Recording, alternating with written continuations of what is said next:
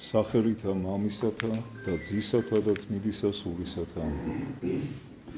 დღეს ეკლესია ზეიმობს იერუსალიმში დიდებით შესვლას უფლისა, ღმრთისა და მაცხოვრისა ჩვენისა იესო ქრისტესი.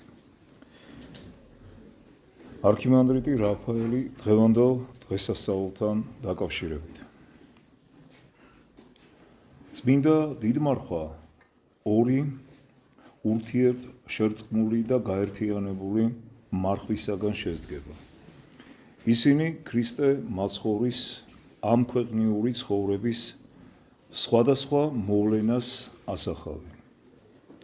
დიდი მარხვის პირველი ნაწილი 40 დღიანი მარხვა ეკლესიის მიერ დაწესებულია ღირს სახსოვრად იმისა, რომ ქრისტემ 40 დღე იმარხულა იუდეის უდაბნოში, უკაცურ საშინელ ადგილზე, რომელსაც საცდურების მთა ეწოდება. მეორე ნაწილი ვნების შვიდეული ეძღვნება ქრისტეს ამქვეყნიური ცხოვრების უკანასკნელ დღეებს, ჯვარცმას და იესო ქრისტეს როგორც ღმერთ კაცის სიკვდილს. ვნების შვიდეული იწყება დღესასწაულით, ქრისტეს დიდებით შესვლით იერუსალიმში. უფლისწმინდა ქალაქში შესვლა 12 უდიდეს დღესასწაულთა რიცხვში შეიტანეს, რადგან იგი ღრმა სულიერ აზრს შეიცავს, მოასწავებს იესო ქრისტეს მეორედ მოსვლას დედამიწაზე, მკვდრების საყოველთაო აღდგომას და საშინელ სამსჯავროს. ვნებამდე ცოტა ხნით ადრე ქრისტემ მოახდინა უდიდესი სასწაული, მკვდრეთით აღადგინა ლაზარე, იერუსალიმის გარეუბნის ბეთანიის მკვიდრი. ეს სასწაული მიცვალებულის ნათესავებისა და მეგობრების თანდასწრებით მთელი იერუსალიმის თვალწინ მოხდა. ამ ფაქტმა შეძრა ადამიანთა გულები. იუდეველთა წარმოდგენა მესიისა როგორც მხოლოდ ამ ქვეყნიური მეფის უდიდესი ბელადის შესახებ, ეს მიწიერი წარმოდგენები როგორღაც უკან დარჩა და აჩრდილივით გაფერმკდავდა. ადამიანებს იმედის სხივი ჩაუდგათ გულებში, იმ იმედისა, რომ სწორედ ქრისტე სიყვარულისა და გულმოწყალების მქადაგებელი არის ჭეშმარიტი მესია, კაცობრიობის მხსნელი და მათი სულიერი მეუფე. ლაზარეს მკვდრეთით აღდგინება მოასწავებს მიცვალებულთა საყოველთაო აღდგომას, უკანასკნელ განკითხვის დღეს. პალესტინაში მიცვალებულებს ჩვეულებრივ გარდაცვალების დღესვე ასაფლავებდნენ, რადგან ძლიერი სიცხის გამო გვამი სწრაფად იხსნებოდა. 4 დღის მკვდარი ლაზარეს გვამს უკვე დაკარგული ჰქონდა ადამიანური ნაკვთები. იგი გასივებული, გაშავებული იყო და ყარდა. ლაზარეს აღდგინება მისთვის სიცოცხლის დაბრუნება როდი იყო მხოლოდ, არამედ თითქოს და მისი ხელახალი შექმნა, პირველ სახე უფლის მიერ მიცვალებულთა საყოველთაო აღდგომის მეორედ მოსვლის ჟამს. ლაზარე დაუბრუნდა მიწიერ ცხოვრებას. იცოცხლა რამოდენიმე ათწლეული, იყო ეპისკოპოსი და ბოლოს იესო ქრისტეს რწმენისათვის მოწამეობრივად აღესრულა. ისტორიის დასასრულს ადამიანთა მკვდრეთით აღდგინებას სხვაგვარი სახე ექნება. მაცხოვარი არა მხოლოდ აღადგენს, არამედ გარდასახავს კიდეც ადამიანთა სხეულებს, გაასულიერებს მათ. ადამიანები შეიძენენ სულიერ სხეულს. მიცვალებულთა აღდგომა იქნება საწყისი მარადიული უსასრულო სიცოცხლისა და სიკვდილის საბოლოო დათრგუნვა.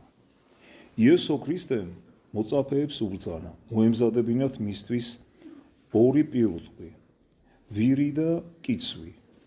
რას ნიშნავს ეს? იუდეაში არსებობდა ტრადიცია. მეფეები მშვიდობიანობის დროს ამ ცხოველებს სამეფოს შემოვლისათვის იყენებდნენ, ხოლო ცხენებს სამხედრო მიზნებისათვის. იესო კითხვაზე შეჯდა იმის ნიშნად, რომ მას მოაქვს მშვიდობა. იგი მშვიდობის მეუფეა. წმინდა მამები განმარტავენ, სახედარი სიმბოლურად გამოხატავს ებრაელ ერს, ხოლო კიცვი წარმართ ხალხებს, რომელნიც თავდახრილნი შეუდგნენ ქრისტე მაცხოვრის ტკბილ უღელს და მიიღეს მისი წმინდათა წმინდა სწავლება. ქრისტეს პირველი მოსვლა იდუმალებით იყო მოცული, ხოლო ღამის სიბნელე და მდუმარება დახვდა ბეთლემში შობილ ჩვილს. მეორედ ქრისტე მოვა მთელი თავისი დიდებით. იგი ანგელოზ და გუნდებით გარშემორტყმული, ღმრთაებრივი ნათლით მოსილი და გამბრწყინვებული მოგვევლინება. უფლის შესვლა იერუსალიმში ამ მოვლენის პირველ სახეა. იესო გარშემორტყმული იყო მოციქულებით, უამრავი ხალხით.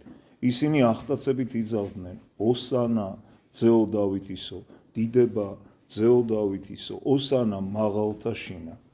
დიდძალი ხალხი შეგროვილიყო და ღმრთის რჩეული ერის მეუფეს თავის ტანსაცმელს უფენდა. სხვები კი ხის ტოტებს ჭრიდნენ და გზაზე აფენდნენ. უფალმა ზეთისხილის მთიდან გადმოხედა იერუსალიმს. ეს ქალაქი მორეასა და სიონის მთებს შორის გაწოლილიყო ღარტაფში და თვალში ცრემლი მოერია. მაცხოვარი თავის ქალაქს დასტიროდა. წმინდა საეკლესიო გადმოცემა გვიამბობს, რომ წარღვნის დაწყებამდე ნოემ კიდობანში შეიტანა ადამის თავი, ვითარცა დიდი სიწმინდე. შემდგომში ეს სიწმინდე მან თავის უფროს ვარს ღმრთივ კურთხეულ სემს გადასცა. ნოეს ვაჟმა გააშენა ქალაქი იოპია, მოაწყო აქ სამსხვერპლო. სამსხვერპლოს ქვეშ მან დაასვენა ადამის თავის ქალა და იქვე ახლოს დააარსა ქალაქი იერუსალიმი. ეს სახელწოდება მშვიდობის სავანეს, მშვიდობის ქალაქს ნიშნავს. შემდგომში პალესტინა ქანანელმა ტომებმა დაიკავეს და ის ადგილი, სადაც ადამის თავის ქალა იყო დასვენებული, ააოხრეს.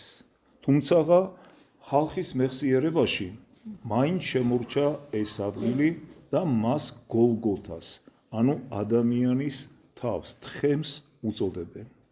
სწორედ აქ უნდა მომხდარიყო კაცობრიობის გამოხსნა. უფალი მთიდან გადმოსხეროდა იერუსალიმს, ხედავდა სოლომონის ტაძარს, რომლის მოოქროვილი გუმბათები ცისარტყელასავით ლაპლაპებდა, მაგრამ უფალი ფიქრობდა იმ საშინელ სასჯელზე, რაც ამ წმინდა და ამავე დროს ცოდვით სავსე ქალაქს ელოდა.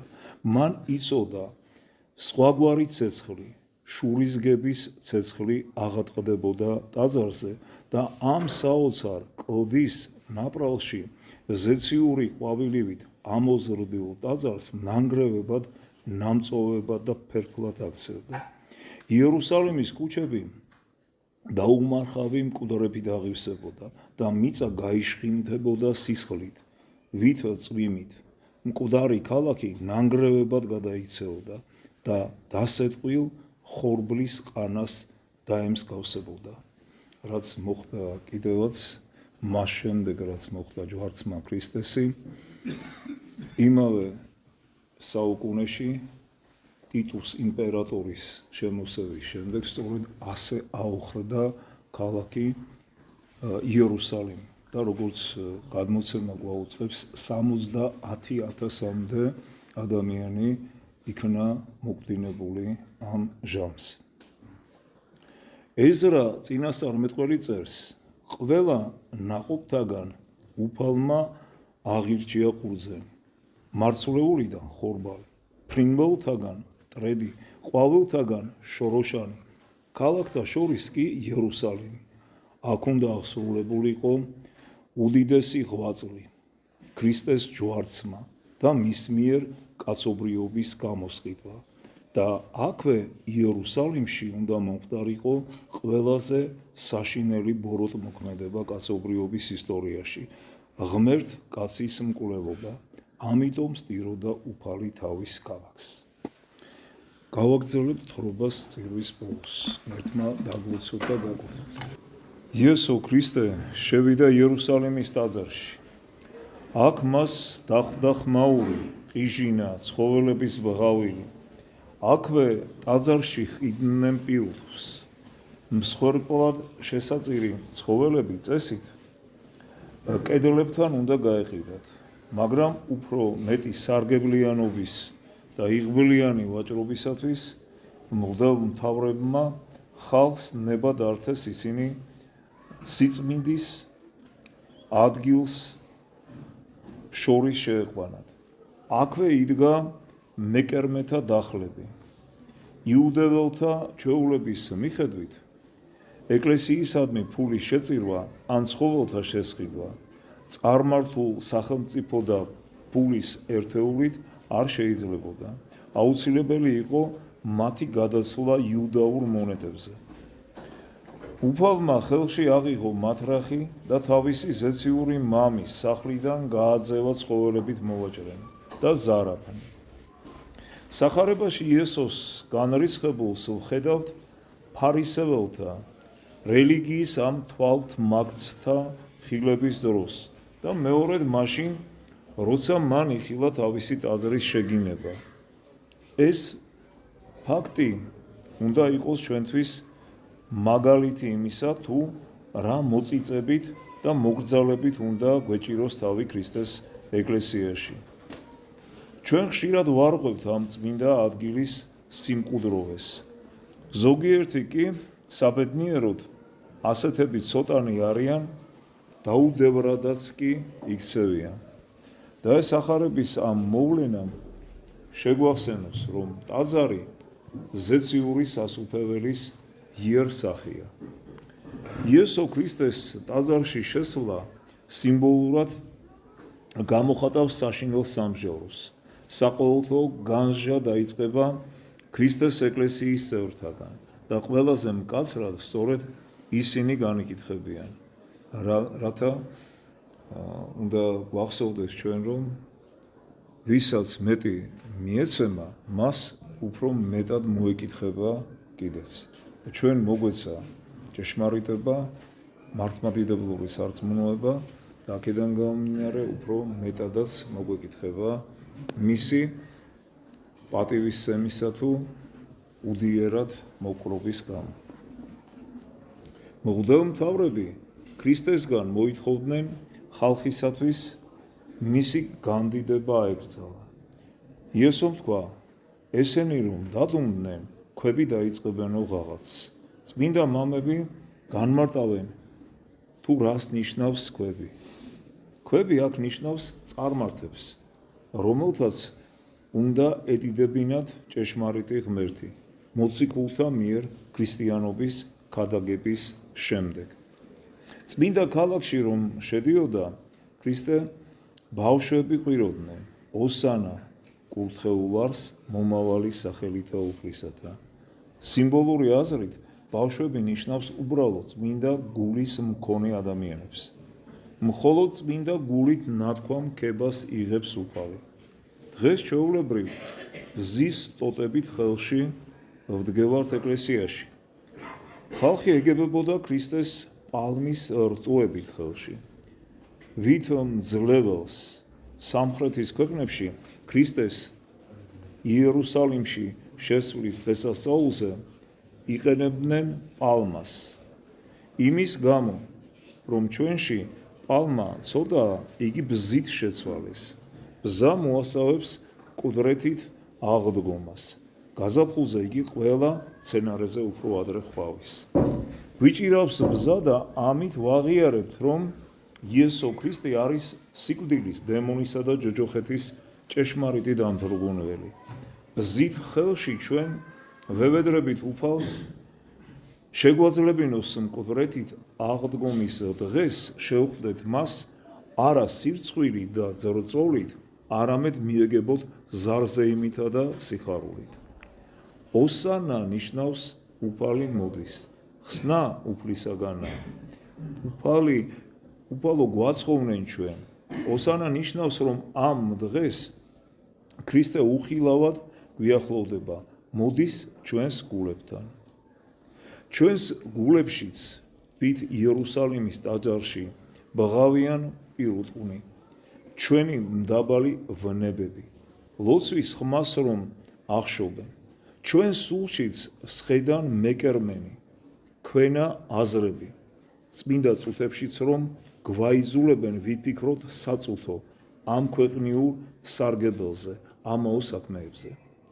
უფალმა არგანი აღიღო ხელში და ტაძრიდან განდევნა მისი წამბილწვეუნი და თავისი მადლით არგნით გაწმინდოს მან ჩვენი გულებიც, რამე თუ ადამიანის გული ხელთუქმნელი ტაძარია, შექმნილი მის მიერ და შექმნილი მხოლოდ მისთვის, ქრისტესთვის. ამინ. გილოცავთ დღევანდელ დღესასწაულს, ღმერთმა დაგლოცოთ თქვენ სრულიად საქართველო და ყოველი მართლმადიდებელი ქრისტიანე. ამინ.